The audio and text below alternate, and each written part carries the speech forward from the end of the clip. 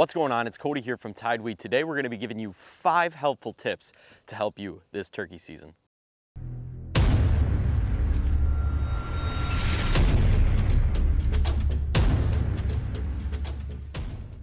Welcome back to another video. Today we are talking about spring turkeys, mainly because spring turkey hunting is almost here. It's the beginning of March.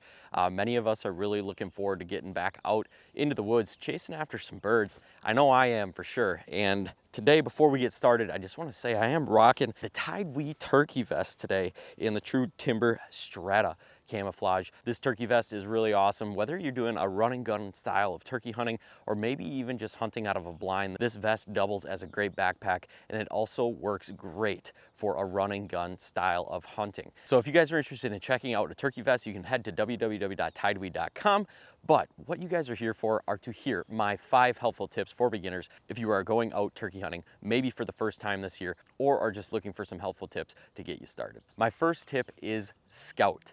Really take a look, dig into the area that you're going to be hunting, where you're going to be finding these birds, where they're roosting, and how you could possibly set up to hunt these birds. By doing this, you're going to figure out the best technique to go in there and successfully hunt these birds, whether that's a run and gun style of hunt or maybe even a ground blind sit. Now there's a lot of great ground blinds out there. TideWe has an awesome see-through ground blind that I've actually been using the last 3 years for my turkey hunts. I am very big on sitting in a ground blind. The land that I hunt sets up perfectly for this. I can set that ground blind up maybe like a week early. That way those birds have a little bit of time to get used to that ground blind being there. But a lot of times when I'm setting up those ground blinds, I'm trying to figure out where those birds are roosting. And once I figure that out, I'll set the ground blind close to where they're roosting, maybe on a field edge or maybe in the woods too, a couple 100 yards away from where they're roosting. That way when I get set up in that blind, I can start with my calling sequences in the morning and really get them to hone in on where I have my decoys placed. That way those birds can come to me and we can have a successful hunt. My second helpful tip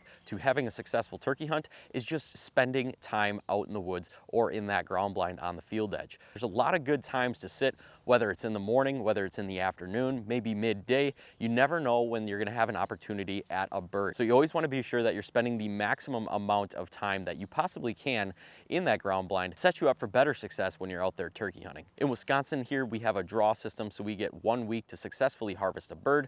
I try to utilize every single day that I can to be out there in that blind. That way I know I'm getting my best shot at shooting a turkey. My third turkey hunting tip is don't overcall. Using too many calls can definitely be deterring when it comes to turkey hunting. I always find myself really just trying to mimic what the hens are doing around me. I've spent a lot of time working on my calling. I am by no means a pro, but when I am out there turkey hunting, I take that time to learn. And when there's hens around, you can listen to what they're doing and just really try to mimic those patterns when you're hearing that. That way you can do the same thing when you get out in the blind. There are a lot of different types of turkey calls. We have diaphragm calls, we have slate calls, we have box calls. There's a lot of different calls out there, and you need to choose one that you're comfortable with. The last thing that you want to do is get out in the woods or the blind to use a call that you maybe don't have any experience with. This is going to be a problem when you start using that call and those turkeys hear it and it just doesn't sound natural. They're going to come nowhere near you. So you want to pick a call, get comfortable with it, and be sure to practice on your own, whether it's at home or maybe in the car, truck ride if you're using a diaphragm call. You just want to do your best to try and practice at these calls. That way you can get good at them and you can have confidence with them when you're out in the woods when it matters the most.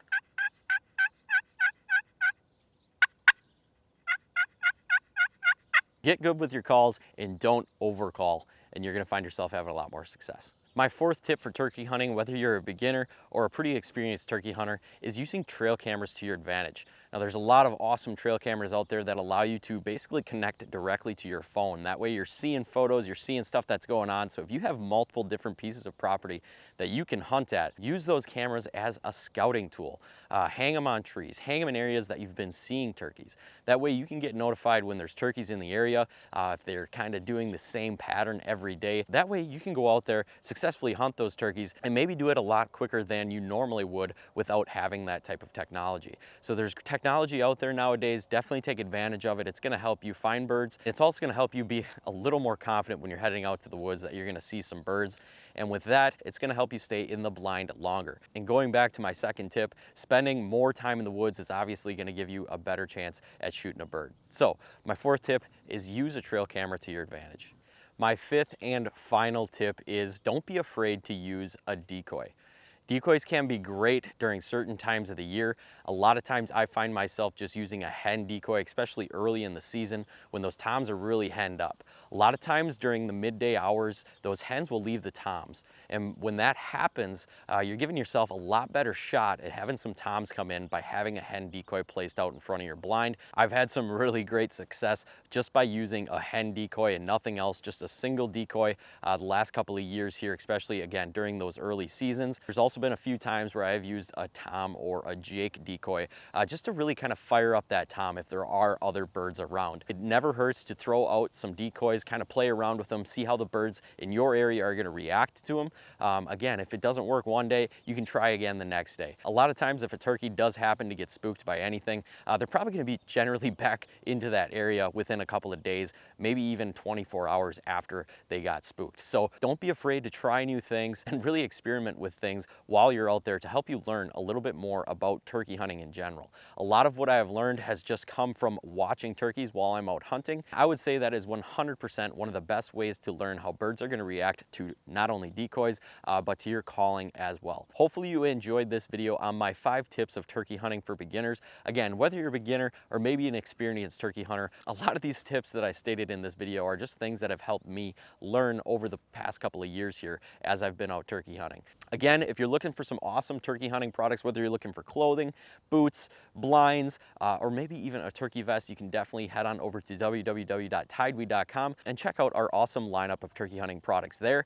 Again, my name is Cody. We hope you guys have a great turkey hunting season. As always, keep living your passions, and we'll catch you guys on the next video.